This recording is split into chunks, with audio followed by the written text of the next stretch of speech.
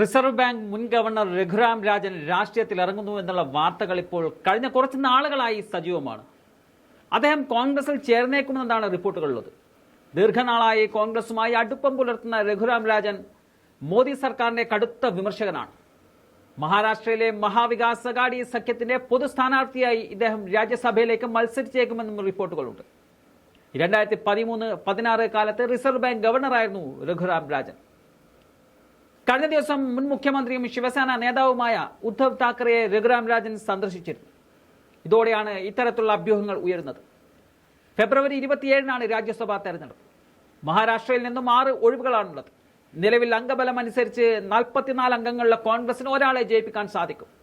ഉദ്ധവിന്റെ ശിവസേനക്കും ശരത് പവാർ വിഭാഗം NCPക്കും അവരുടെ സ്ഥാനാർത്ഥികളെ വിജയിപ്പിക്കുവാനുള്ള അംഗബലമില്ലാത്തതിനാൽ മഹാവികാസ് അഘാടി അവരുടെ പൊതു സ്ഥാനാർത്ഥിയായി രഘുറാം രാജനെ മത്സരിപ്പിച്ചേക്കുമെന്നതാണ് സൂചനകൾ.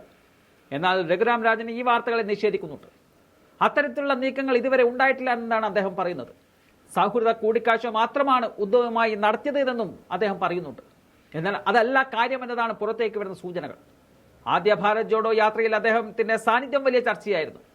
രാഹുലുമായി കുറച്ചു ദൂരം അദ്ദേഹം യാത്രയിൽ സഞ്ചരിക്കുകയും ചെയ്തിരുന്നു. BJPയുടെ സാമ്പത്തിക നയങ്ങൾക്കെതിരെ രൂക്ഷമായി തന്നെ വിമർശിക്കുന്നയാളാണ് രഘുറാം രാജൻ. 2047ഓടെ ഇന്ത്യ ഒരു വികസിത രാജ്യമാകാൻ പോകുന്നു എന്നുള്ള BJPയുടെ അവകാശവാദം ഒരിക്കലും നടക്കാത്തതാണെന്നും അദ്ദേഹം പറയുന്നുണ്ട്. തൊഴിലില്ലാത്ത രാജ്യം എങ്ങനെ വികസിക്കുമെന്നതാണ് അദ്ദേഹത്തിന്റെ ചോദ്യം. വലിയ കെട്ടിടങ്ങളും പ്രതിമകളും സ്ഥാപിച്ചതുകൊണ്ട് മാത്രം ഒരു രാജ്യം വികസിക്കില്ല.